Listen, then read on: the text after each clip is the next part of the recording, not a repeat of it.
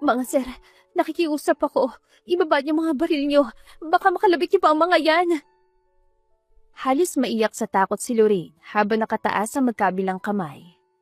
Kanina lang, excited siya mag-out sa trabaho dahil day off niya kinabukasan.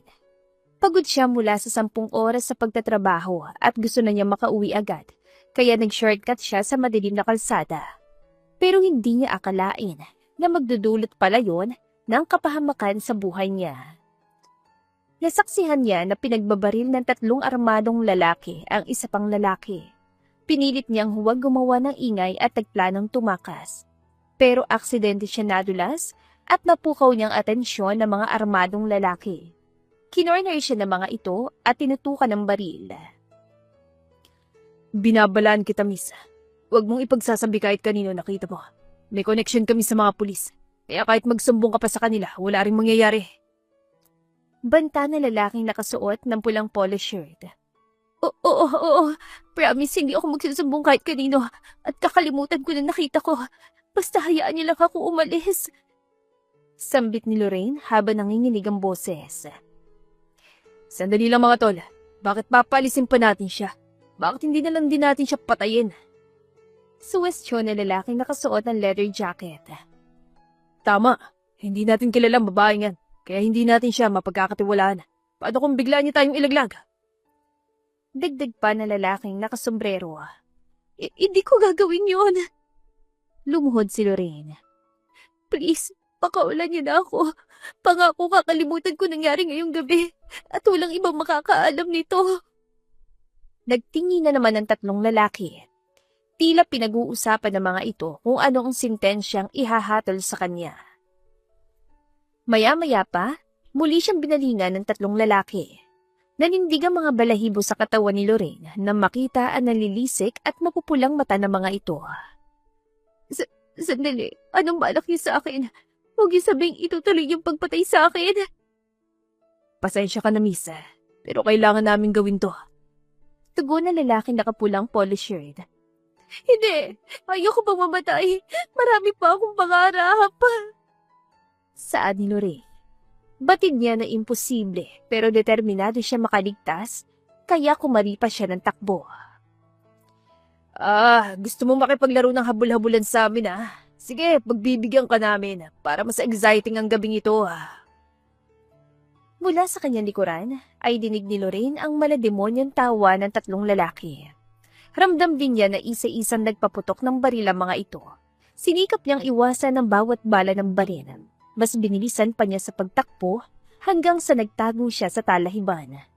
Mula roon ay palihim niyang tinanaw ang 3 lalaki. Nakita niya na lumiko ang mga ito sa kabilang kanto. Salamat sa Diyos. Mukhang natakasan ko na sila. Kahit papano ay nakahinga ng maluwag si Lorraine. Pero hindi siya tuluyang nakampante. Sinamantala niyang pagkakataon upang tumakbo hanggang sa nakauwi siya sa inuupahang apartment. Sinalubong naman siya ng pinsan niyang si Trina. Lorraine, sa wakas umuwi ka na. Alam mo ba kanina pa ako nag-aalala sa'yo, tinatawagan kita pero hindi kita makontak. Nang marinig yun, ay doon lang napagtanto ni Lorraine na nahulog ang bag niya kung saan nakalagay ang cellphone niya. Diyos ko po, hindi ko namalahin na nawala ang bag ko. Huwag naman sana yung mapulot ang 3 lalaki. Doon pa naman ang cellphone at ID ko. Kapag nakuha nila yun, malalaman nilang pagkakakilanlan ko. Hoy, okay ka lang? Bakit namumutla ka? At saka sila yung 3 lalaki na tinutukoy mo. Pag-aalala ni Trina. May nangyari kasi kanina. Nag-shortcut ako doon sa madilim na kalsada. At aksidente ako ang nakasaksi ng krimen. Ang masaklap pa. Nakita ko mukha ng 3 killers. Gusto rin nila akong patayin para maitagong krimen na ginawa nila. Kumakabog ang dibdib na sambit ni Lorraine. Diyos ko po, paano sa isang iglap lang ay naging delikado ang buhay mo? Hindi makapaniwalang sa Trina. Gusto ko sana magsumbong sa mga pulis pero sabi ng mga lalaking yan, may connection sila sa mga pulis kaya nag-aalinlangan ako. Umupo si Lorraine at tumapat sa nakabukas sa electric fan. Pero tigbi-tigbi pa rin ang pawis sa kanyang mukha. Ay, mabuti pa, matulog ka muna. Bukas na lang natin pag-isipan ang gagawin mo. Mauna ka na sa kwarto. Ido-double check ko lang kung nakalakang pinto at mga bintana. Payo ni Trina habang hinihima sa likod ang pinsan nito. Wala sa sariling tumango-tango si Lorraine at pumasok sa kwarto. Naligo siya at nagpalitan damit pero hindi pa rin nababawasan ang bigat ng pakaramdam niya. Maya-maya, pumasok ng pinsan niya. Nagkunwari siyang tulog upang hindi na ito mag-alala. Pero kahit nakapikit na mga mata niya, ay gising na gising pa rin ang diwa niya. Tila napapanood pa rin niya sa isipan niya ang krimen na nasaksihan niya kanina. Maging ang maladiablong boses ng tatlong lalaki ay malinaw pa rin sa kanyang pandinig. Dumaan pa mga oras hanggang sa unti-unti na siyang dinalaw ng antok at nakatulog na siya. Kinabukasan, nagising si Lorraine dahil sa ingay ng mga kapwa tenant. Ay, umaga na pala. Kahit mabigat ang katawan, ay pinilit niyang bumangon. Pagkalabas ng kwarto ay dumiretso siya sa sala. Naabutan niya doon ang pinsan niya na hinaharangan ng kabinet ang pinto. Anong ginagawa mo? At saka bakit nakasara pa rin ng mga bintana? Umaga na. Akmang hahawiin ni Lorraine ang kortina ng bintana, pero mabilis sa tinabig ni Trina mga kamay niya. Lorraine, huwag. Hindi mo pwedeng gawin yan. Baka makita ka ng mga naghahanap sa'yo. Naghahanap sa akin? Sino? Kabadong tanong ni Lorraine. Kanina may mga lalaking pumunta rito at hinahanap ka. Sabi nila napulit daw nila sa talahiban ng bag mo. Nakita nilang ID mo kaya nalaman nilang buong pangalan mo at kung saan ka nakatira. Gusto raw nilang isoli sa iyo mga gamit mo pero mukhang hindi sila mapagkakatiwalaan. Kaya sinabi ko na walang Lorraine Fuentes na nakatira dito. Sambit ni Trina habang pinakikiramdaman ng paligid. Baka sila yung mga lalaking humahabol sa akin kagabi. At mukhang tamang hinala ko. Sila nga nakapulit ng bag ko. Alam na nilang pagkakakilanlan ko at kung saan ako nakatira. Paano na to? Mukhang hindi ko na sila matatakasan. Sa gitna ng pag-uusap na magpinsan, ay nakarinig sila ng malakas sa pagkatok sa pinto, kaya parehas silang nataranta. Diyos ko po, baka bumalik yung tatlong lalaki. Napasabunot sa sarili si Trina dahil sa takot. Sira ulong mga yun. Hindi talaga nila ako titigilan hanggat hindi nila ako napapatay. Hindi na napigilan ni Lorraine ang sarili at dumungaw na siya sa bintana. Pero nakahinga siya ng maluwag na makita ang manager niya sa pinagtatrabahuang cosmetic shop. Agad niyang binuksan ng pinto at pinapasok ito. Ma'am Sarah, kayo lang pala yan. Ano pong atin? Bakit napadalaw kayo? Nag-aalala kasi ako sa'yo. Kanina may mga lalaking pumunta sa shop at hinahanap ka nila. Nakita ko na may baril na nakasukbit sa bulsa ng pantalon ng isa sa mga lalaki. Kaya hindi ko tinuro kung nasan ka. Pero mukhang may ideya na sila kung saan ka nakatira. Sino ba kasi mga lalaking yon at anong kailangan nila sa'yo? Saad ni Ma'am Sarah. Kriminal po mga lalaking yan. Nakita ko na binaril nila yung lalaking kasama nila. At gusto nila akong patahimikin para walang tumayong witness laban sa kanila. Pagkukwento ni Lorraine, napauwang ang bibig ni Ma'am Sarah. Sinasabi ko na nga ba, masamang tao ang mga yun ano pang hinihintay mo? Bakit hindi ka pa magsumbong sa mga pulis? Natatakot po ako Meron daw kasi silang connection sa mga pulis. Sa ngayon, mas makakabuti kung magtago muna ako. Bakas ang pagkabalisa sa mukha ni Lorraine habang nagsasalita. Kung umuwi muna tayo sa probinsya, doon muna tayo magtago. Suwestyon naman ni Trina. Hindi pwede. Ayoko madami sila nanay at tatay sa problema ko. Baka mapahamak din sila at mga kamag-anak natin. Pagtutol ni Lorraine. Oo nga. Napakamot sa ulo si Trina. Ano nang gagawin mo ngayon? Saan ka pupunta? Kinusot ni Lorraine ang kanyang mukha. Ay, hindi ko pa alam. Basta kailangan ko makalayo dito bago pa ako matuntun ng mga lalaking yun. Matutulungan kita riyan. Yung kaibigan ko naghahanap siya ng kasambahay para sa amo niya. Sa Isla Esperanza nakatirang amo niya. Malayong isla na yon kaya sigurado ko na hindi ka mahahanap ng mga lalaking gustong pumatay sa'yo. Sabi ni Ma'am Sarah. Sige po, pupunta ako roon. Tila nabunutan ng tinig sa dibdib si Lorraine. Ako rin insan, sasamahan kita magtrabaho doon. Sabi naman ni Trina. Sigurado ka ba? Kapag sumama ka sa akin, sigurado magiging delikado rin ang buhay mo. Sambit ni Lorraine. Wala namang pinagkaiba kung sumama ako sa'yo o manatili ako dito sa Maynila. Siguradong babalik dito yung mga lalaking yon kaya delikado na rin ang buhay ko at daming na ako sa problema mo. At saka hindi kita iiwanan mag-isa, no? Saan pa't naging magpinsan tayo? Giit ni Trina. Salamat, Insan. Kung tutuusin, pwede mo akong pabayaan pero hindi mo ginagawa. Tila hinaplos ang puso ni Lorraine dahil sa kabaitan ng pinsan niya. Sus, wala yun. Ikaw din naman palagi mo akong dinadamayin sa tuwing may problema ako, kaya hindi kita iiwanan. Saad ni Trina. Tama-tama, 2 kasambahay ang kailangan ng amo ng kaibigan ko. Makakapagtago na kayo, makakapagtrabaho pa kayo. Kukontakin ko ng kaibigan ko para ma-refer ko kayo sa kanya. Wika ni Ma'am Sara, saka kinalikot ang cellphone nito. Ngumiti naman sina Lorraine at Trina bilang tugon.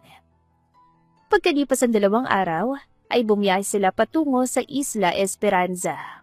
Dahil sa sobrang layo ng isla, ay kinailangan nilang sumakay sa eroplano. Sinagot naman ng kanilang employer ang plane ticket nila. Pagkalapag sa airport, ay sinalubong sila ng assistant na si Jacob at inihatid sila sa bahay na magiging amo nila. Ito ang bahay ni Sir Henry. Kayong 2 lang magiging kasambay dito, kaya pagbutihan yung pagtatrabaho nyo. Kapag natuwa sa inyo si Sir Henry, siguradong bibigyan niya kayo ng malaking bonus. Galanteng amo natin, kaya wala kayong poproblemahin sa magiging sweldo nyo. Siya nga pala, natanggap nyo ba yung email na sinend ko? Binasa niyo ba mga paalala na nakalagay doon? Opo, Sir Jacob. Bawal ang makalat, bawal ang chismosa, at bawal ang maingay kapag nandyan si Sir Henry. Sagot ni Lorraine. At wag po kayo mag-alala, mapagkakatiwalaan kami. Kahit may makita kaming pera sa lamesa, hindi namin nanakawin. Dagdag pa ni Trina. Mabutit na tatandaan niyo mga yon. Sundin niyo lang ang lahat ng yun at siguradong magtatagal kayo sa trabaho niyo. Sagot ni Jacob. Opo, aalalahanin namin ang mga yon. Pero sino po yung magiging amo namin? At nasan siya? Kanina pa kaming nandito pero hindi pa namin siya nakikilala. Tanong ni Lorraine. Siya si Henry Pascual. Nasa Manila siya ngayon dahil dinadalaw niyang kapatid niya. Pero sa susunod na linggo ay uwi na siya. Habang wala pa siya, iasikasuhin niyo muna ang bahay niya. Tandaan niyo, si Sir Henry. Ayaw niya nakakakita ng kahit konting alikabok. At gusto ko rin kayong bigyan ng heads up. May pagkamasungit si Sir Henry kaya kailangan niyo haba ng pasensya niyo. Bawal dito ang banat sibuyas. Aasahan ko rin na pagbubutihan yung pagkatrabaho niyo dahil in-refer kay ni Sarah. Paalala ni Jacob. Huwag po kayong mag-alala, hindi kayo mapapahiya sa amin. Confident na tugon ni Lorraine. That's good to know. O siya, kailangan ko na pumunta sa opisina. Kayo nang bahala dito. Opo. Masiglang tugon ni Trina at Lorraine. Pagkaalis ng assistant ay sabay nilang iginala ang tingin sa buong paligid. Parang mysterious ang amo natin, no? Wala man lang siyang picture na nakadisplay sa bahay niya. Ano kayang itsura niya? Single kaya siya? Pilyang sanbit ni Trina. Ikaw talaga, Insan. Pag-iinteresan mo pang amo natin. Tandaan mo, nandito tayo para magtrabaho, hindi para maghanap ng boyfriend. Pagsita ni Lorraine. Sino nagsabi na interesado akong jowain ng amo natin? Meron na akong crush. Umismir si Trina. Bakit tinatanong mo kung single siya? Pangusisa ni Lorraine. Iniisip ko lang kasi na ireto ka sa kanya. Mali mo, kasing edad mo lang ang amo natin at magustuhan ka niya. Kapag nagkataon, ito ng chance mo para magka-boyfriend. Aba, kailangan mo na lumandi habang hindi ka pa nahahanap ng mga taong gustong pumatay sa'yo. Tignan mo nga, munti ka nang mamatay na virgin. Hirit ni Trina. Ayos ka rin, oh. Nakuha mo pang gawing biro ang pagtatangka sa buhay ko. Hindi alam ni Lorraine kung maiinis o matatawa siya sa sinabi ng pinsan niya. Joke lang ito naman, hindi mabiro. Nandito na tayo sa Isla Esperanza kaya wala ka nang dapat ikatakot. Pag-alo ni Trina. Ay, sana nga. Teka, kanina pa tayo nagkukwentuhan. Hindi porket wala ng amo natin ay hindi na tayo magtatrabaho. Tara, maglinis na tayo. Wika ni Lorraine. Tumango lang naman si Trina at kumuha ito ng basahan. Isang gabi, naalimpungatan si Lorraine ng 11:00 ng gabi. Hindi na ulit siya makatulog kaya napagpasyahan niyang lumabas ng kanyang kwarto. Naisip niyang puntahan si Trina upang makipagkwentuhan pero habang naglalakad sa hallway, ay nakarinig siya ng kaluskos mula sa master bedroom. Dahan-dahan siya naglakad papalapit doon at itinapat niya ang kaliwang tenga sa pinto. Kwarto ito ni Sir Henry. Next week pa siya uuwi kaya imposibleng siyang tao sa loob. Naku, mukhang ginagalaw ang mga gamit sa loob. Hindi kaya may nakapasok na magnanakaw. Diyos ko po, anong gagawin ko? Kinakagat ni Lorraine ang mga kuko sa daliri habang iniisip ang susunod niyang hakbang. Saglit pa siya natulala hanggang sa nakita niya ang arnis na nakadisplay sa dingding. Alam ko na, itong gagamitin ko laban sa magnanakaw. Humanda siya sa akin. Makikita niyang pagiging Amazona ko. Pabulong pero matapang ang pagkakasabi ni Lorraine. Mahigpit niyang hinawakan ang arnis, saka itinulak ang pinto gamit ang kanang paa. Magnanakaw! Sira ulo ka! Umalis ka rito! Ginamit ni Lorraine ang buong lakas upang hampasin ang magnanakaw, pero mabilis itong nasalong arnis. Excuse me, paano ko naging magnanakaw? Ako may-ari ng bahay na ito. Naiinis na sabi ng lalaki. Ha? Ikaw si Sir Henry Pascual? Gulat na tanong ni Lorraine. Ako nga. Ikaw, sino ka? Bakit nandito ka sa kwarto ko? Nakakunot ang noo na saad ng lalaki. Ako po si Lorraine, yung bagong kasambahay. Sir, pasensya ka na. Bago pa lang kasi ako kaya hindi ko alam ang mukha mo eh. Nahihiyang wika ng dalaga. Pero hindi ko pa rin maintindihan kung bakit pumasok ka sa kwarto ko. You're invading my privacy. Galit na wika ni Henry. Sorry talaga, sir. Napatan kasi ako sa tapat ng kwarto mo at nakarinig ako ng ingay mula rito. Naisip ko na baka may magnanakaw na pumasok dito kaya kinuha ko yung arnis at hinampas kita. Masyado ka nervyosa. Mabuti na lang nakailag ako, kundi nabasag ng gwapo ko mukha. Kapag nagkataon, paano na ako harap sa mga kliyente? Sabi ni Henry sabay ine. Hindi po ako nervyosa. Hindi ko lang talaga na-realize na ikaw yung nandito sa loob ng kwarto. Akala ko kasi next week ka pa uuwi dahil meron kang inaasikaso sa Maynila. Paliwanag ni Lorraine habang nakababa ang mukha. That was my original plan, pero napagang uwi ko. Pagod ako galing sa biyahe tapos hampasin mo lang ako ng arnis. Pasensya na po talaga. Pangako hindi na ito mauulit, sir. Sir, please, huwag niyo akong tanggalin sa trabaho. Paumanhin ni Lorraine.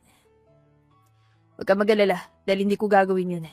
Pero lumabas ka na sa kwarto ko. Unless, gusto mo ko panoorin magbihis. Init na ako kaya gusto ko nang hubarin ang damit ko. Pilyong sabi ni Henry at akman tatanggalin ng botones ang suot na polo. Naku sir, hindi, alis na ako. Sorry ulit. Namumulang pisngi ni Lorraine habang tumatakbo palabas ng silid. Luka-luka ka talaga, Lorraine. First time nakaharap ang boss mo pero gumawa ka agad ng kapalpakan.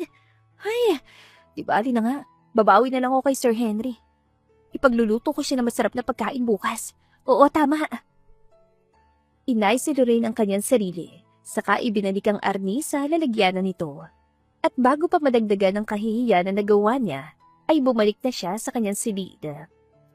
Kinabukasan, maaliwalas sa mukha ni Lorraine habang inihahanda ang mga sangkap sa pagluluto ng specialty niyang palitaw sa gata. Tinutulungan naman siya ng kanyang pinsan. Masyado ka naman seryoso sa pagluluto mo. Relax ka lang. Payo ni Trina. Nakakaya kasi talaga yung nagawa ko kay Sir Henry kagabi.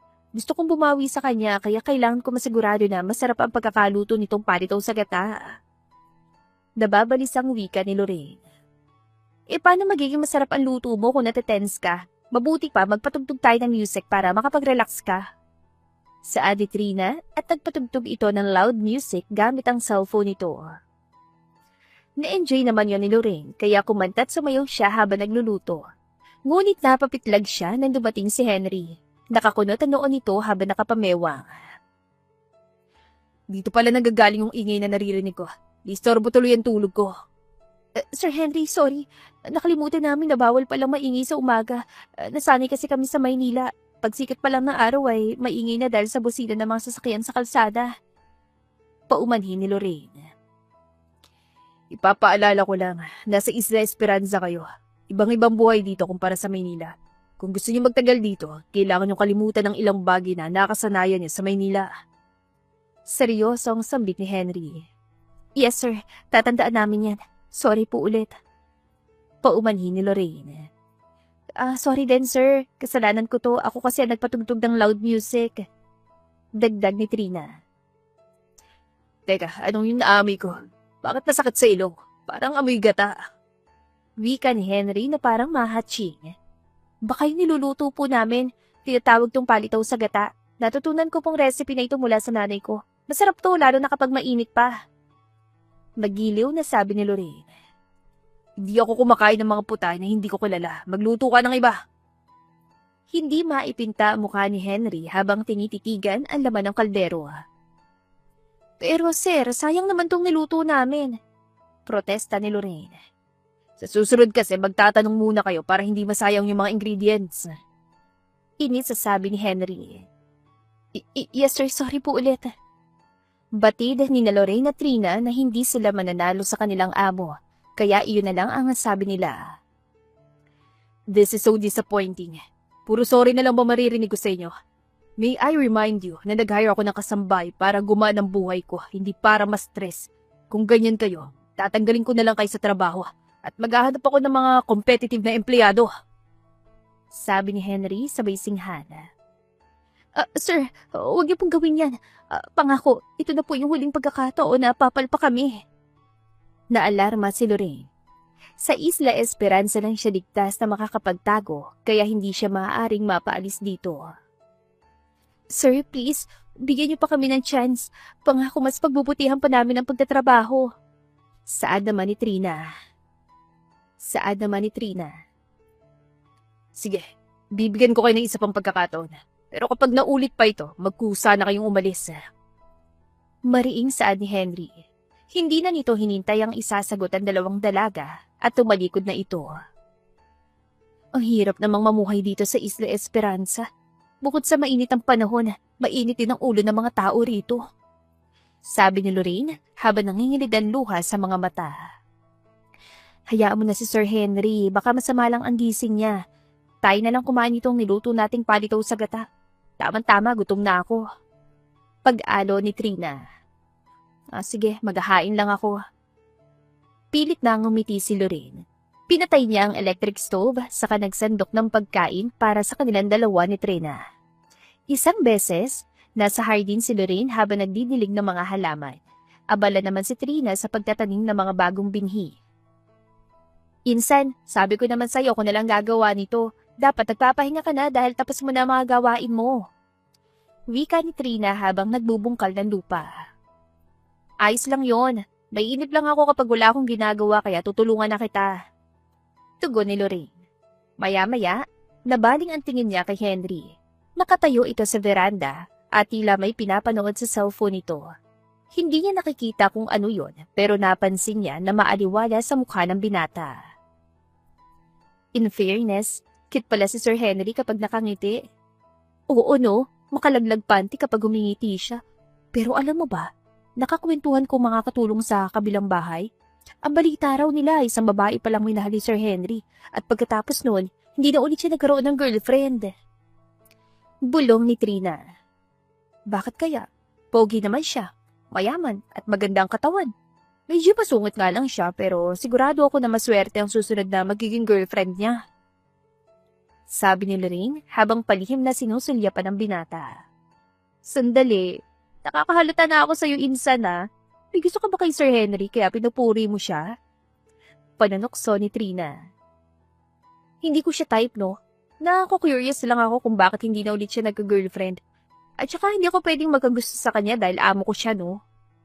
Defensive na wika ni Lorraine. Ano naman, pwede ka pa rin niya magustuhan dahil maganda ka, mabait at madiskarte sa buhay. Sabi ni Trina. Insan, huwag mo na akong tuksohin kay Sir Henry, baka marinig pa niya tayo, nakakahiya. Bago pa tuluyang mamulang kanyang pisngi, ay sinita na ni Lorraine ang kanyang pinsan. Itinuon niya ulit ang pansin sa pagdidilig ng mga halaman, pero hindi niya mapigilan sumuliyap sa kinatatayuan ni Henry. At hindi niya namalayan na napapangiti na pala siya. Akala ko ba hindi mo type si Sir Henry? Bakit kanina ka pa nakatingala riyan? Nagkakamali ka. Sa langit ako nakatingin, hindi kay Sir Henry. Teka, malapit na pala ang lunchtime. Kailangan ko na magluto ng pananghalian. Biglang iniba ni Lorraine ang usapan at dali-daling naglakad patungo sa kusina. Isang gabi, humihingal na umupo sa sofa si Lorraine. Katatapos lang niya magluto para sa 20 katao, kaya ramdam niya ang pananakit ng kanyang braso. Ang pinsan naman niya ay abala sa paghuhugas ng mga plato. Biglaan kasi ang pagbisita ng mga kamag-anak ni Henry mula sa Maynila at kinailangan nilang asikasuhin ang mga ito. Maya-maya, umurong siya ng kaunti na maramdaman na may taong dumating upang umupo rin sa sofa. Mukhang pagod na pagod ka. Sir Henry, ikaw pala yung dumating. Bakit nandito ka? Hindi mo ba sasabayang kumain ng mga kamag-anak mo? Iniwan ko na sila sa dining area. Madalas silang pumunta rito kaya komportable na sila rito. Anyway, pasensya na kayo ng pinsan mo dahil marami kayo niluto. Malalakas kasing kumain ng mga kamag-anak ko. Bibigyan ko na lang kayo ng bonus para sulit ang pagod niyo. Kumunatan noon ni Lorraine at pinag-aralan niya ang mukha ng kanyang amo. Sir, ikaw ba talaga yan? Ano nakain mo? Bakit hindi ka nagsusungit ngayon? Natutuwa lang ako sa'yo dahil kinain ng mga kamag-anak ko mga putahing niluto mo. Mapili sa pagkain ng mga kamag-anak ko, lalo na yung mga tito at tita ko. Kahit ang mga international chefs ay hindi nakaligtas sa pihikan nilang panlasa. Pero bumilib sila sa luto mo. Daig mo pang araw yung mga chefs na nag-aral sa culinary school. Tugon ni Henry. Nasa lahi niyo palang pagiging choosy sa pagkain. Biro ni Lorraine. Totoo naman yan, hindi ko idedena yan. Pero dahil mahusay ka magluto, ikaw na ang mag-decide ng breakfast para bukas. Nakangising tugon ni Henry. Pero paano kung hindi mo magustuhan ang lulutuin ko? Baka masayang lang ulit yun. Katulad nung nangyari sa palitaw sa gata na niluto ko noon. Tila nagtatampo na saad ni Lorraine. Hindi pa pala ako nakapag-sorry tungkol doon. Pasensya ka na. Simula ngayon, kakainin ko na lahat ng ihahain mo. Tugon ni Henry. Sige sir, sabi mo yan ha. Oo naman, may isang salita ako. Tumango si Henry saka sumandal sa sofa. Napalunok naman ng sariling laway si Lorraine. Ilang pulgada lang ang layo niya mula sa binata, kaya malaya niya na pagmamasdan ang mukha nito. Narealize niya na mas gwapo pala ito sa malapitan at mayroong itinatagong kabaitan. Maging ang boses ito ay naging kaakit-akit sa kanyang pandinig. Lorraine, may dumi ba sa mukha ko? Bakit kanina mo pa akong tinititigan? Namula ang pisngi ni Lorraine. Wala sir, babalik na ako sa kusina. Tutulungan ko pa si Trina sa paghuhugas. Sandali, dito ka muna. Isasabihin pa ako sa'yo. Narinig ni Lorraine ang pagtawag ni Henry, pero nagbingi-bingihan lang siya at mas binilisan pa niya ang paglalakad. Pagkarating sa kusina ay inagaw niya sa pinsan niya mga hugasin. Hoy, bakit bigla kang sumusulpot? Gulat na tanong ni Trina. Sorry, ako na lang maghuhugas sa mga ito. Saad ni Lorraine habang hinihimas sa nagiinit niyang batok. Sure ka? Paano kung mapasma ka? Di ba katatapos mo lang magluto? Pagtataka ni Trina. Wag mo na akong isipin, ako na bahala rito. Di ba nabiting ka sa panonood ng paborito mong K-drama? Bakit hindi ka na lang bumalik sa kwarto mo at ituloy mong panonood? Tila pumalakpak ang tenga ni Trina at gumuhit ang malawak ng ngiti sa mga labi nito.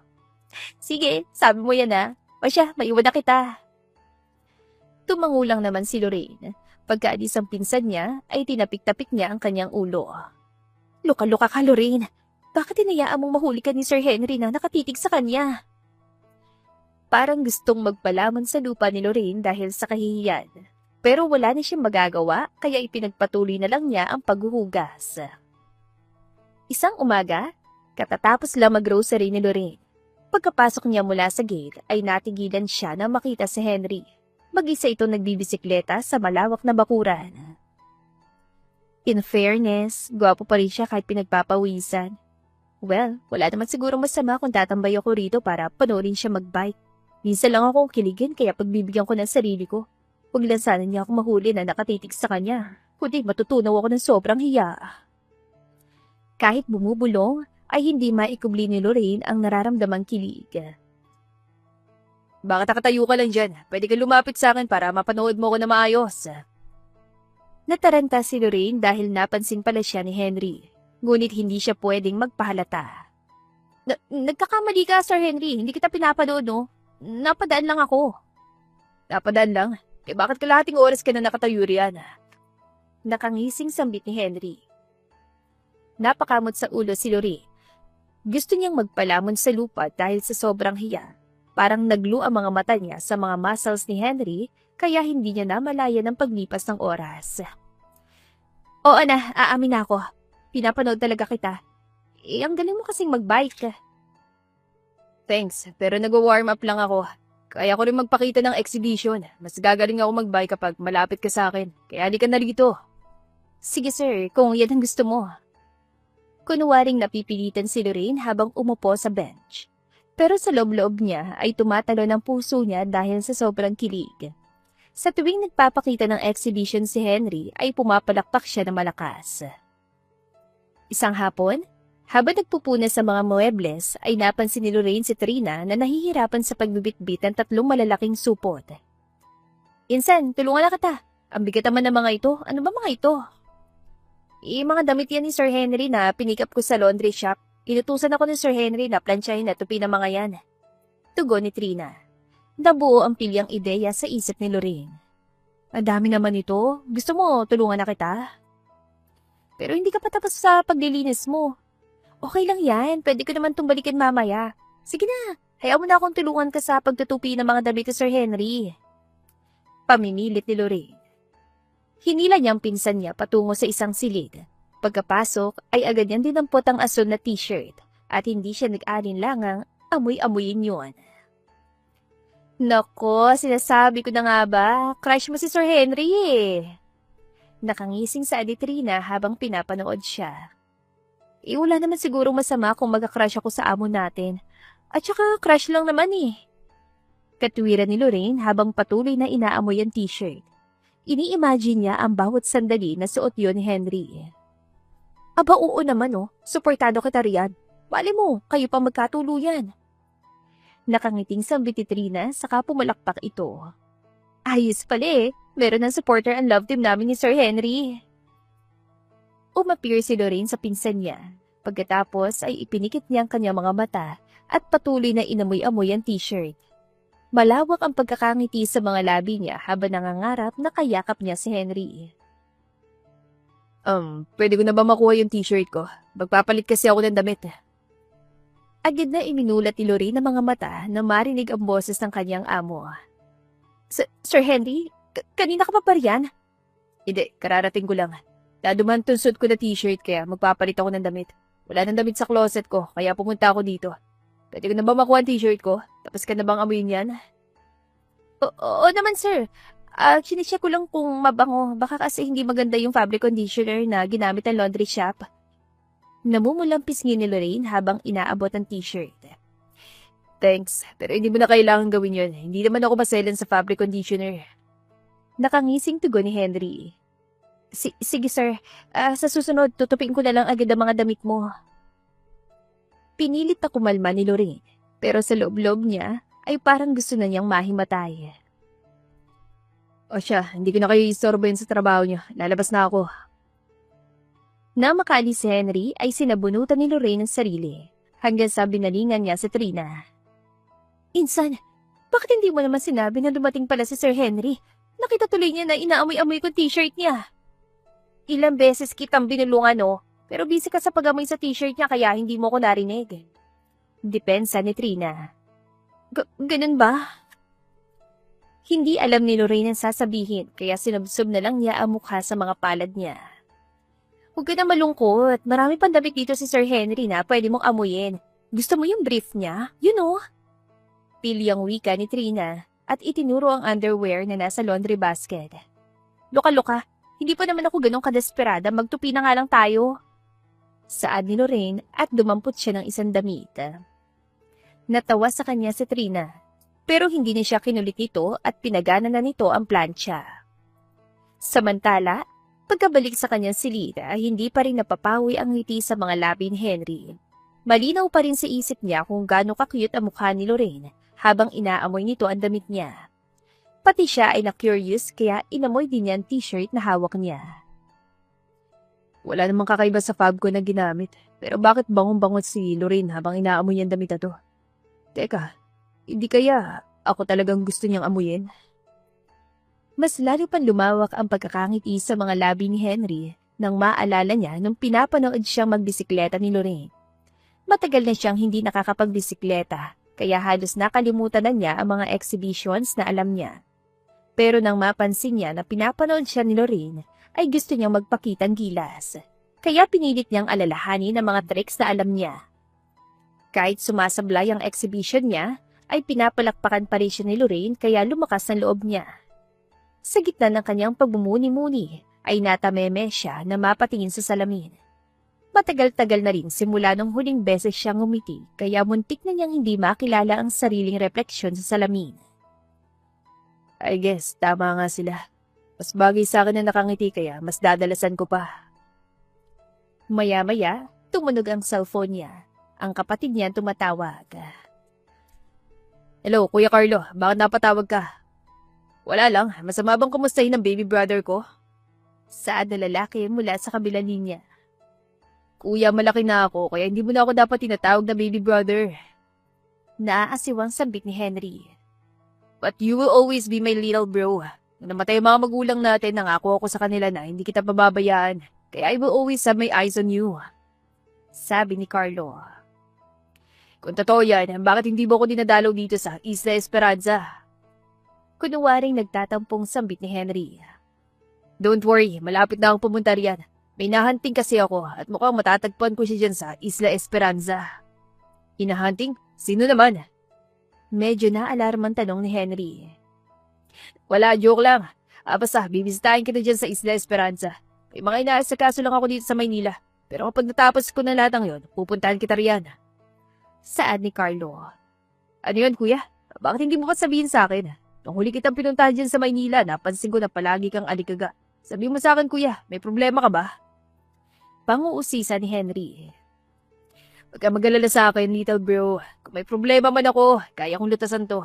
Isipin mo na lang sarili mo at mag-focus ka sa business mo riyan. Tugon ni Carlo.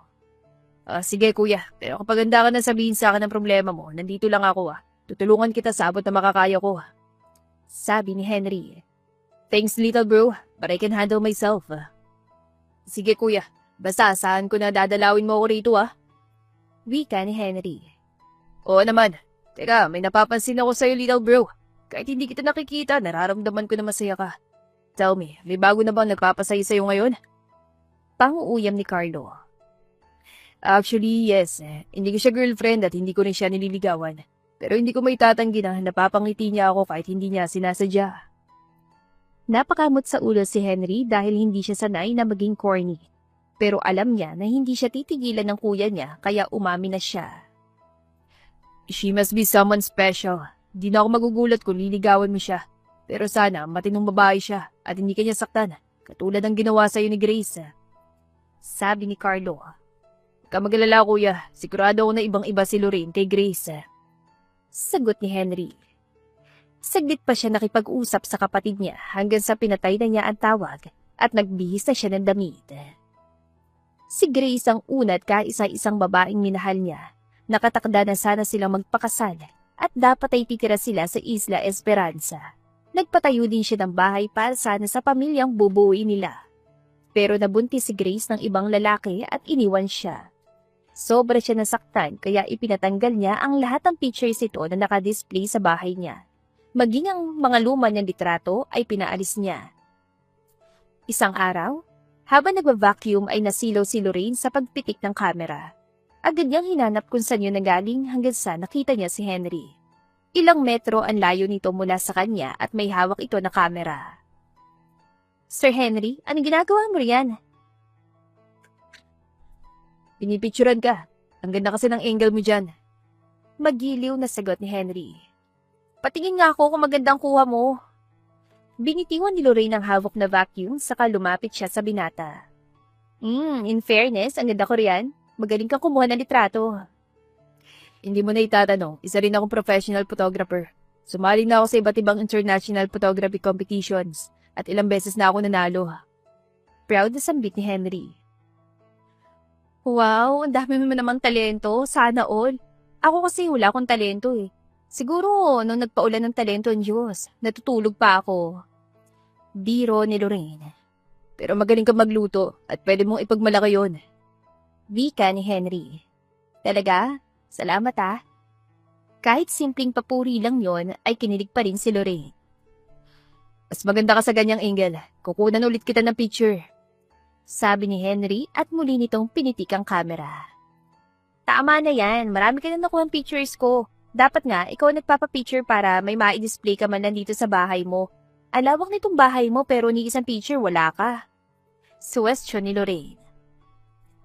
Dati maraming pictures naka-display dito. Pero itinapon ko na mga yun. Unti-unting naging seryoso ang ekspresyon ng mukha ni Henry.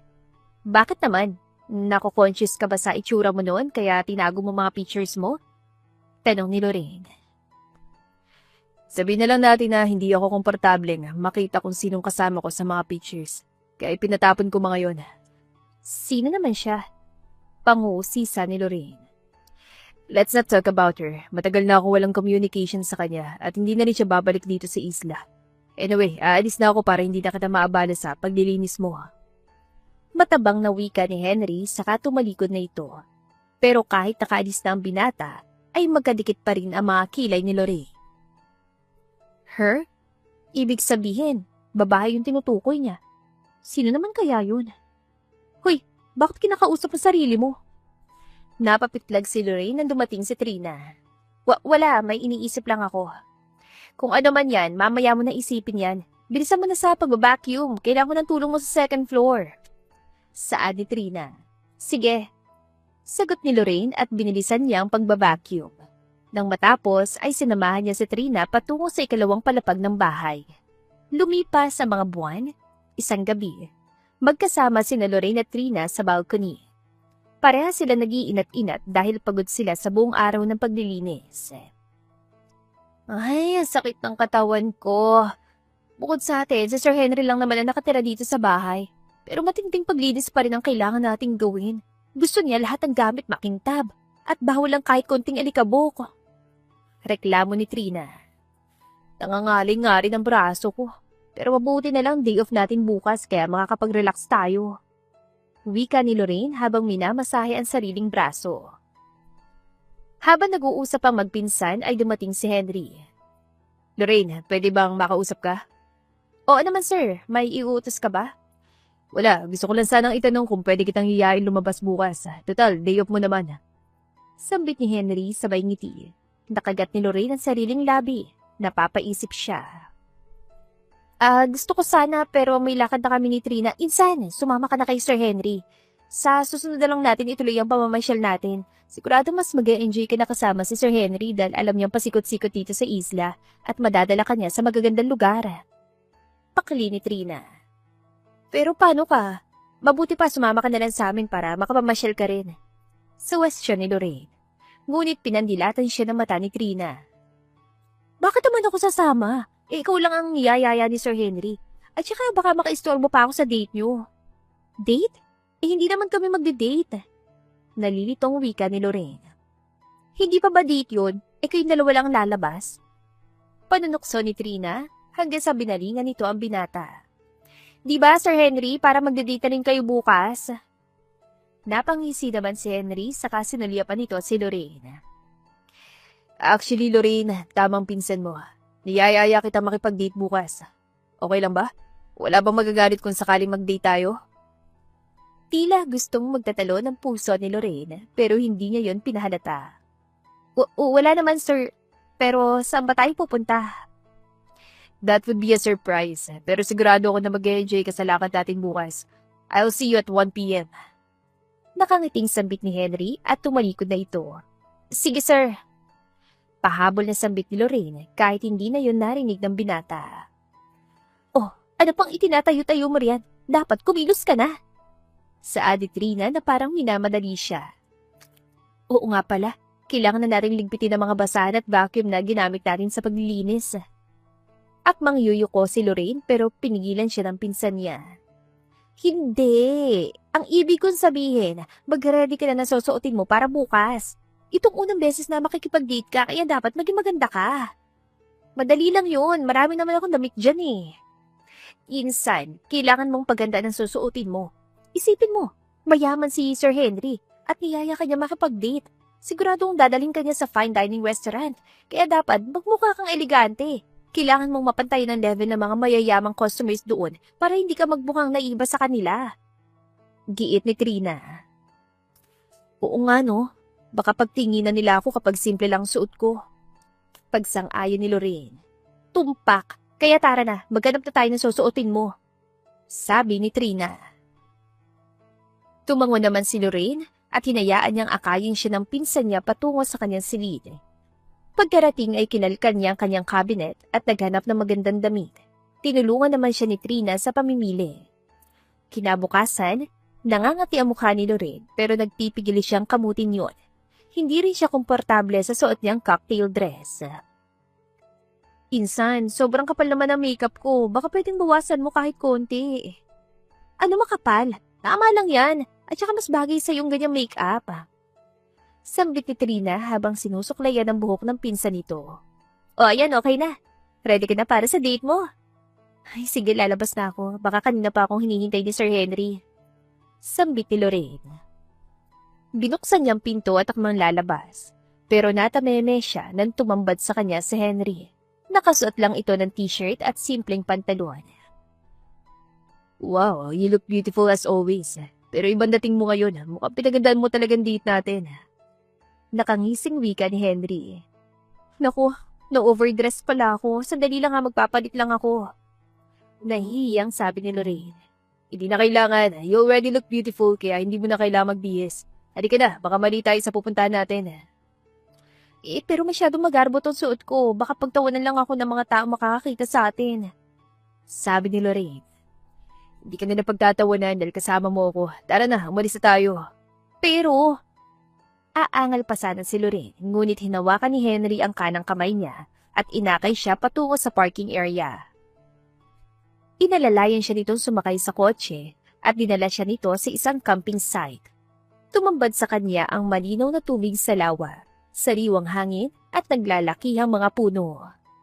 Ang ganda naman dito. Hindi ko akalain na mayroong ganito kagandang spot ang Isla Esperanza. Ito ang Hiraya Campsite.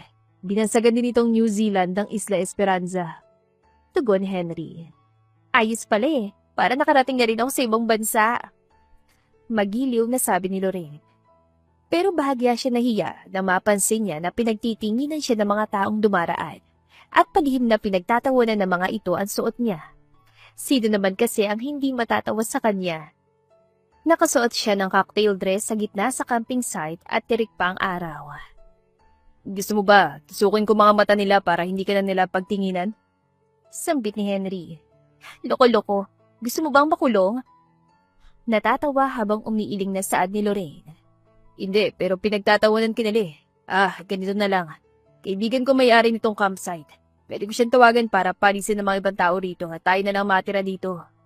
Suggestion ni Henry. Wag na. Sobrang ganda nitong Hiraya Campsite kaya dapat lang na ma-enjoy ito ng marami. Pagtutol ni Lorraine. Sige, kung yan ang gusto mo. Tara, sumakay na lang tayo sa kabayo. Paanyaya ni Henry. Pero natatakot ako. Hindi pa ako nakakasakay sa kabayo eh. Kabadong sambit ni Lorraine. Huwag kang matakot. Kasama mo naman ako. At saka meron namang mag-aasa sa atin. Saan ni Henry? Sige na nga. Nandito na rin naman tayo kaya enjoy na natin to. Pagpayag ni Lorraine.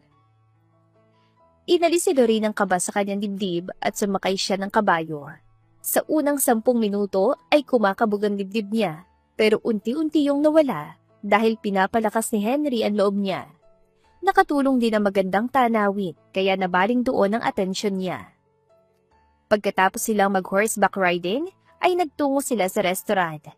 Habang naghihintay ng order ay kumukuha ng picture si Lorraine.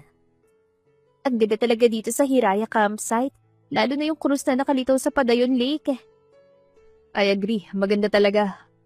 Oo nga, buti na lang dinala mo ko rito. Iniangat ni Lorraine ang mukha niya at namula ang pisngi niya nang mapagtanto na hindi nakatingin sa lawa si Henry, kundi sa kanya. Ako bang tinutukoy mo? Parang wala sa wisyo na tanong ni Lorraine. Oo, ikaw nga. May iba pa ba akong kasama rito? Wala na. Nauutal na tugon ni Lorraine. Bakit namumulang pisngi mo? Huwag mo sabihing hindi ka na naman naniniwala na maganda ka. Sorry, hindi kasi ako sanay na tinatawag na maganda. Dapat masanay ka na dahil araw-araw kitang tatawagin na maganda. Uminit ang batok ni Lorraine dahil sa tinura ni Henry.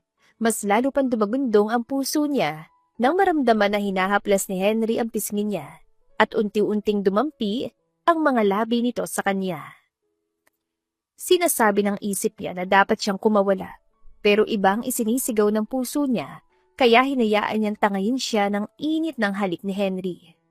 Halos malunod siya sa pagsimsim nito sa mga labi niya. Tila nahalata ni Henry na iyon ang first kiss niya, kaya ginabayan siya nito kung ano ang dapat niyang gawin. Malugod naman niyang sinunod ang gabay ng mga labi nito. Excuse me, ito na pong order niyo. Dali-daling kumawala mula sa isa't isa sina Lorraine at Henry nang marinig ang boses ng waiter. Nakaramdam sila na matinding hiya kaya sabay nilang ibinaba ang mga mukha nila. Sorry po sa istorbo. Ito na pong order nyo. Pagkalapag ng food tray ay mabilis na umalis ang waiter. Parehas namang walang imik sina Lorraine at Henry. Hindi sila makatingin ng diretsyo sa isa't isa at tahimik na lang silang kumain. Tinapos na nilang pamamasyal at hanggang makabalik sa bahay ay hindi pa rin nila kinikibong ang isa't isa. Tila nagpapakiramdaman sila kung sino una magsasalita. Pagsapit ng gabi, habang nakatingin sa salamin, ay hinahaplos ni Lorraine ang mga labi niya. Napapansin ko na kanina ka pantulala at kanina mo pang hinahaplos ang lips mo. Ano ba nangyari sa date niyo ni Sir Henry at bigla kang nawala sa sarili mo? Pang-uusisa ni Trina habang nakalukip-kip. Ano kasi si Sir Henry, hinalikan niya ako.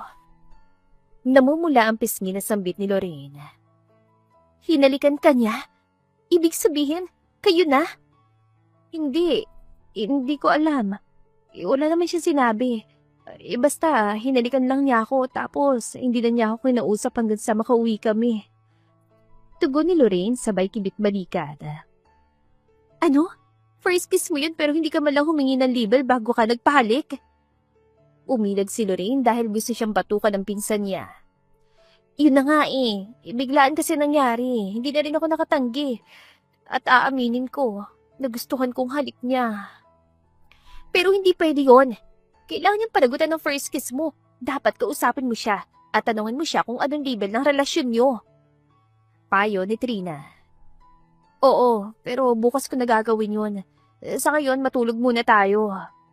Tugon ni Lorraine. Ay, sige insan. Tumango-tango si Trina saka humiga ito sa kama. Samantala, habang nasi-shower, ay muling sumagi sa isipan ni Henry ang ginawa niyang kapusukan kanina. Loko ka talaga, Henry. Mabuti na lang hindi ka nasampal ni Lorraine kanina. Pero bakit nga kaya? Tanong ni Henry sa sarili. Hindi lang basta pinuunlakan ni Lorraine ang mga labi niya. Naging madiin din ang paghalik na ginawa nito at tila ayaw na nitong pakawalan ang mga labi niya. Ay, hindi ko alam kung ipagpapasalamat ko ba o ikainis ang pang-istorbo na ginawa ng waiter kanina. Kung hindi kasi siya dumating, baka kung saan napunta ang kapasukan namin ni Lorraine. Tinawanan na lamang ni Henry ang sarili at itinuloy ang pagligo. Nang matapos, ay naganda na siya matulog. Kinabukasan, abala sa paglilinis sina Lorraine at Trina. Wala ang kanilang amo, pero ibinili nito na maglinis sila ng maigi dahil darating ang kapatid nito na galing sa Maynila. Insan, bakit kaya pupunta rito yung kuya ni Sir Henry? Hindi kaya ipapakilala ka na niya sa kapatid niya? Pang-uusisa ni Trina. Bakit naman niya ako ipapakilala sa kuya niya? Pagtataka ni Lorraine. Syempre, dahil girlfriend ka na niya. Di ba nagkista kayo? Oo, pero hindi niya ako girlfriend. May lungkot sa tono ng pagsasalita ni Lorraine habang nagpupunas sa mga muebles. Nanlaki ang mga mata ni Trina at binitiwan nito ang hawak na basahan. Ibig sabihin, wala pa ring label yung kiss nyo? Wala pa. Gusto ko sana siyang tanungin pero nahihiya ako. Ay, di bale. Nandiyan na siya kaya pwede mo na siyang tanungin. Wika ni Trina. Mula sa bintana ay natanaw nito si Henry na kapapasok lang mula sa gate. Nakasunod dito ang isang lalaki. Ngunit parehas na napauwang ang bibig ni Lorraine at Trina nang iangat ng isa pang lalaki ang mukha nito. Insan, kilala ko yung lalaki na kasama ni Sir Henry. Isa siya sa mga lalaking gustong pumatay sa akin. Natatandaan ko rin siya. Kasama siya sa 3 lalaki na pumunta sa apartment para hanapin ka. Pero bakit kasama siya ni Sir Henry? Anong kaugnayan nila sa isa't isa? Balisang tanong ni Lorraine. Tinatanong pa ba yan? E di magkasabot din sila. Tignan mo nga, mukhang clue sila oh. Sabi ni Trina. Pero paano kung hindi? Hindi naman porket magkasama sila magkasabot na sila. Pagkontra ni Lorraine. Hindi na mahalaga yun. Ang kailangan mong gawin ngayon ay magtago. Hindi ka pwede makita ng kriminal na yun. Mariing sambit ni Trina at hinila nito ang pinsan nito patungo sa kwarto. Bilisan mo, kailangan mo na mag-impake ng mga damit. Pupunta lang ako sa kwarto ko. Aayusin ko na rin ang mga gamit ko. Aalis na tayo dito bago pa tayo mapahamak. Saan kayo pupunta? Huwag niyo sabing alis kayo. Ay, kriminal! Napayakap sa isa't isa magpinsan nang biglang bumukas ang pinto at sumulpot mula doon si Henry. Seryoso mukha nito habang nakatingin sa mga damit na nakakalat sa kama. Sir, nakikiusap po kami. Huwag niyo kami papatayin. Sir, ako lang naman ang kailangan mo, di ba? Ako na lang ang saktan mo. Huwag mo nang idama yung pinsan ko. Pagmamakaawa ni Lorraine. Ha? Ano ba sinasabi niyo? Bakit ko yung makipapatayin? Magkasabay na napakunot noo at natawa si Henry. Di ba? Yun ang balak mo kaya bigla kang pumunta rito? Nalilitong saad ni Lorraine. Pinuntahan ko kayo dahil may pasalubong ako sa inyo. Kanina pa akong kumakatok pero hindi naririnig kaya ako nang kusa nagbukas ang pinto. Pasensya na, mukhang nagulat ko kayo. Paliwanag ni Henry. Pero ano nga pala yung sinasabi niyo na papatayin ko kayo? Wala yun, sir. Na-carried away lang kami sa teleserye na pinapanood namin. Pagdadahilan ni Lorraine. Kayong dalawa talaga, parehas kayo nervyosa. O siya, iwanan ko na tong pasalubong ko na pizza. Tama-tama, kainin niyo ito habang nanonood kayo. Sandali lang, sir. Yung lalaking kasama mo kanina, nandyan pa ba siya? Tanong ni Lorraine. Si Kuya Carlo yun. Hinatid lang niya ako pero bumalik na siya sa hotel na pinag-check-inan niya. Sa Maynila talaga siya nakatira, pero dinalaw lang niya ako dito sa Isla Esperanza. Teka, bakit yun naitanong? Wala lang, sir. Kahawig mo kasi siya kaya naisip namin na kapatid mo siya. At tama nga kami. Pagdadahilan ni Lorraine. Di bale, kapag dumalaw ulit siya dito, papakilala ko kayo. Sige, sir. Kumakabog pa rin ang dibdib ni Lorraine, kaya iyon na lamang ang naisagot niya. Tumangulang si Henry, saka umalis na ito. Insan, ano pang hinihintay mo? Wala na si Sir Henry, kaya pwede mo nang ituloy ang pag-iimpake mo. Untag ni Trina. Pero napapaisip ako Base sa kilos ni Sir Henry, parang wala siyang alam sa ginawa ng kapatid niya. Paano kung inosente siya at hindi siya kasabot ng kuya niya? Wika ni Lorraine habang malayo ang tingin. Ipagpalagay na natin na wala siyang alam sa kasalanan ng kuya niya. Pero sa tingin mo ba mas kakampihan kanya kaysa sa sarili niyang kapatid? Baka mamaya hayaan ka lang niya mamatay. Huwag lang makulong ang kuya niya. Mariing sabi ni Trina. Pero paano kung hindi? Paano kung mas piliin niyang gawin ang tama? Katwira ni Lorraine. Insan, naiintindihan ko na nagkakaganyan ka dahil nahuhulog ng loob mo para kay Sir Henry. Pero huwag mo muna pairari ng puso mo. Mas kailangan mong iligtas ang buhay mo ngayon. Giit ni Trina. Oo.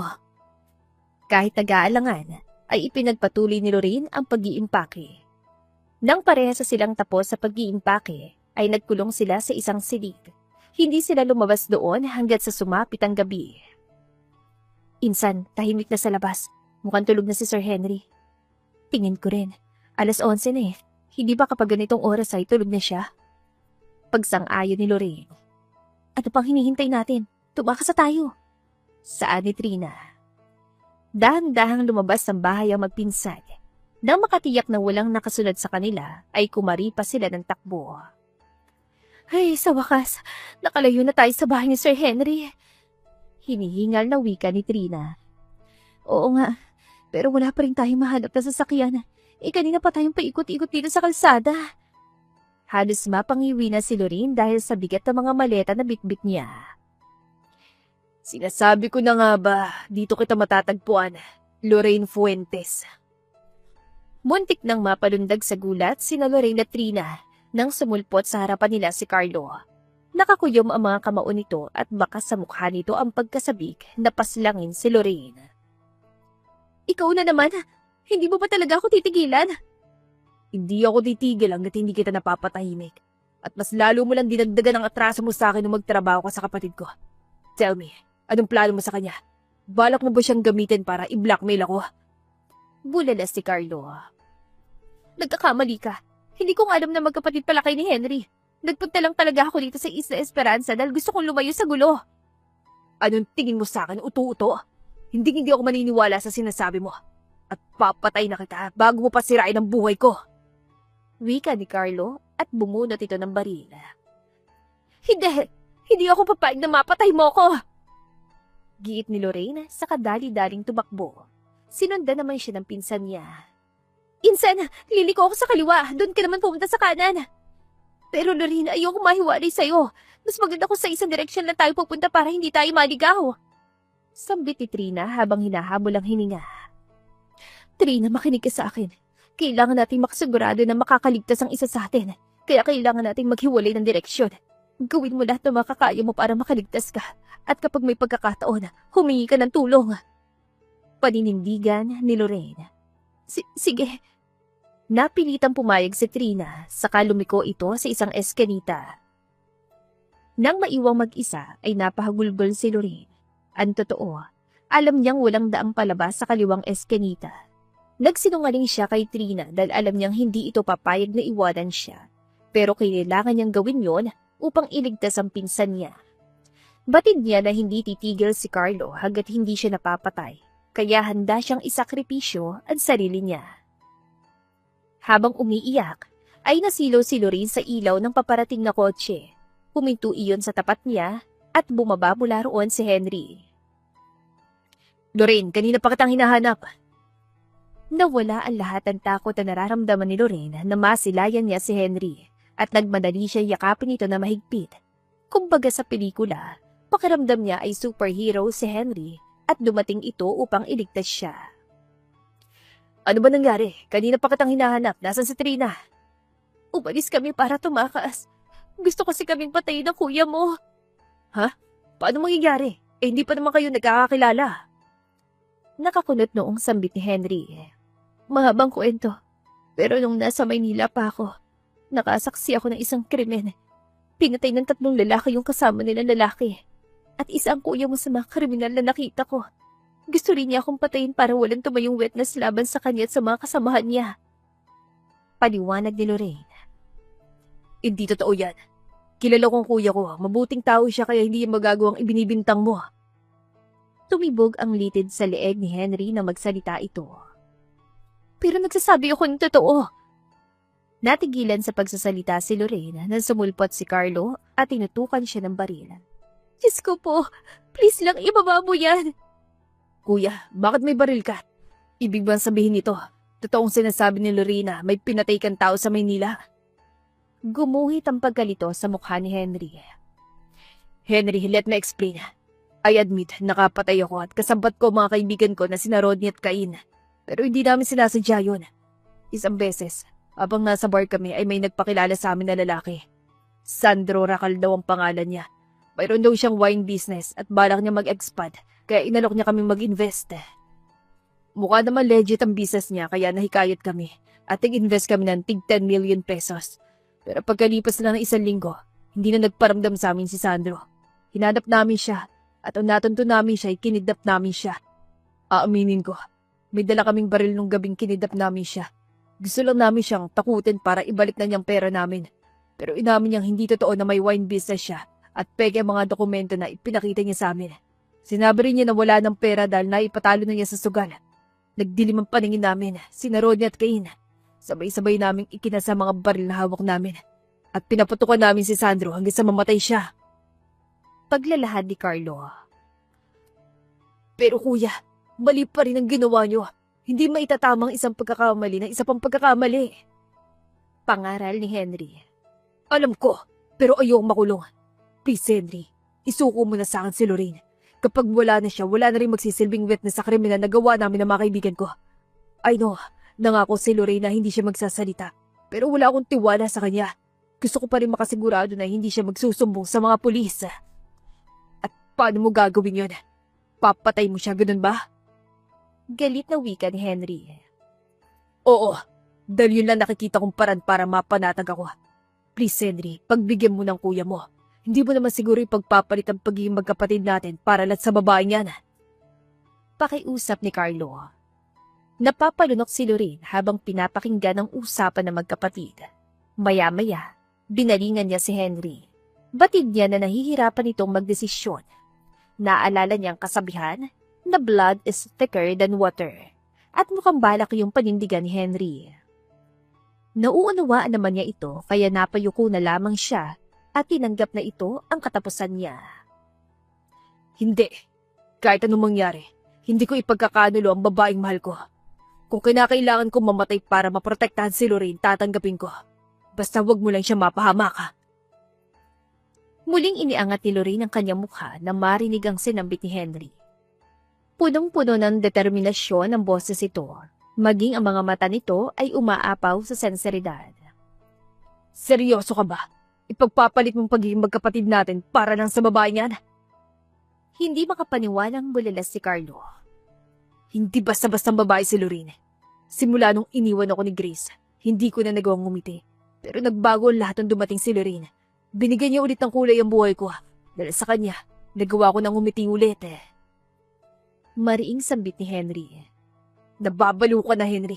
Ililigtas mo babaeng yan, pero ipapahamak mo ko na sarili mong kadugo. Kelita sa ni Carlo. Kuya, stop blaming Lorraine. Kahit wala siya, hindi pa rin kita kukonsintin sa mali mo. Krimen pa rin ang ginawa mo dahil pumatay ka ng tao.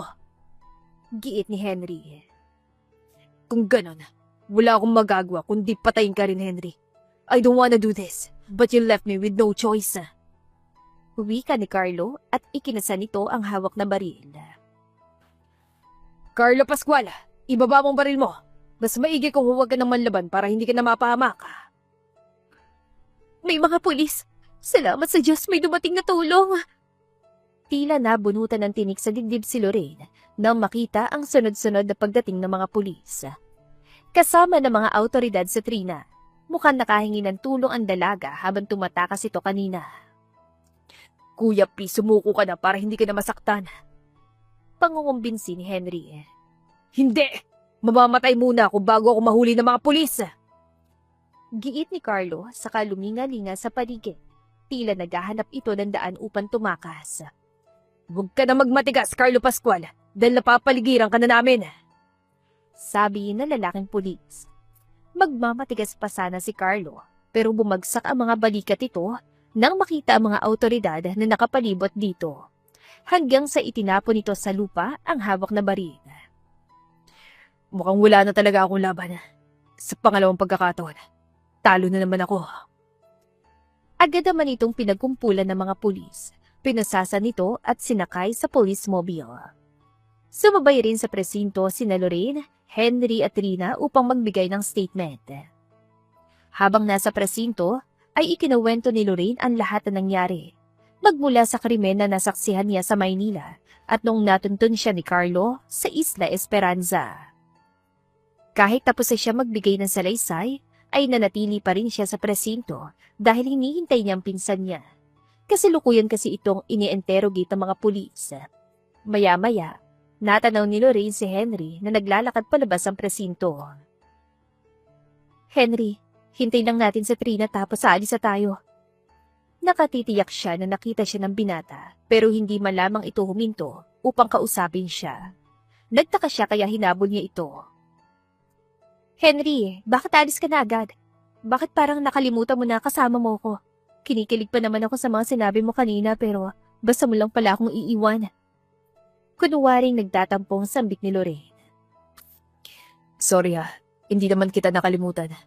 Ang totoo niyan, pagkatapos sa mga nangyari kanina, nahihiya akong humarap sa'yo, kaya naisip ko na umalis na lang.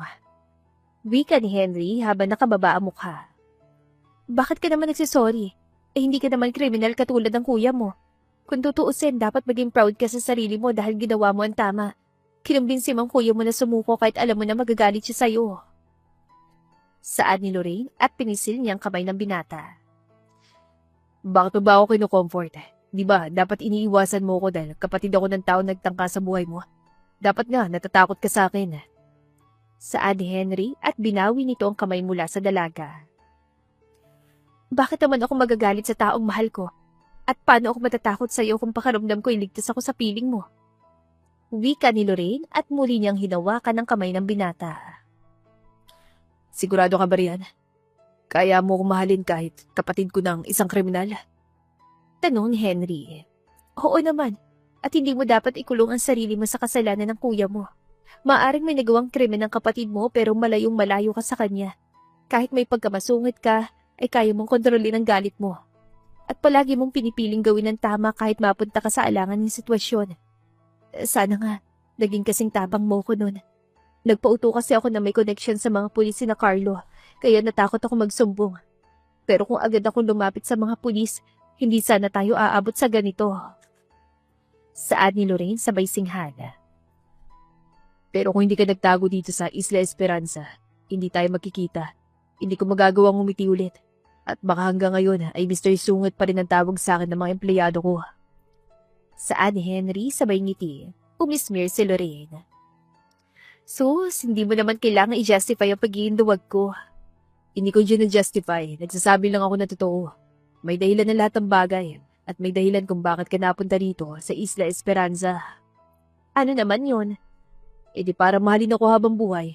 At para ingatan ang puso ko. Nakangising tugon ni Henry. Sus, ang corny mo. Hindi bagay sa iyong mag-pick up line. Natatawa habang umiiling na saad ni Lorraine. Sinong bagay sa akin? Ikaw? Pahabol na hirit ni Henry. Ang corny talaga. Tumigil ka na nga. Titigil lang ako kapag pumayag kang halikan kita. Ha? Ano ulit yun? Bago pa matapos si Lorraine ang sasabihin, ay inangkin na ni Henry ang mga labi niya. Ramdam niya ang madiin pero maingat na paghalik nito. Dahil sa pananabik nila sa isa't isa, ay nakalimutan nila na nasa labas sila ng presinto. Ilan saglit pa, narinig nila na tumikhim ang isang pulis kaya agad sila naglayo. Maya-maya, lumabas na rin sa presinto si Trina at sabay-sabay silang bumalik sa bahay ni Henry. Kalaunan, nahuli na mga kasabot ni Carlo sa krimen na kinasangkutan nito. Gumulong ang paglilitis at tumayong witness si Lorraine laban sa tatlong lalaki. Dumaan ang mga buwan hanggang sa hinatulan ng guilty si Carlo at ang mga kaibigan nito nga sina Rodney at Kait. Hindi naman pinabayaan ni Henry ang kapatid niya at palagi niya itong dinadalaw sa kulungan. Habang nakapiit sa selda, ay unti-unting napagtanto ni Carlo ang kasalanang nagawa nito. Nang minsan itong dalawin ni Lorraine ay humingi ito ng tawad at nangakong magbabagong buhay. Hindi naman nag-alinlangan si Lorraine na ibigay ang pagpapatawad niya dahil ramdam niya na sincero ito. Sa kabila ng komplikadong sitwasyon, ay hindi na bawasan ang pag-ibig ni Lorraine at Henry para sa isa't isa. Bagkus, naging daan yon upang mas lalong tumibay ang kanilang pagmamahalan.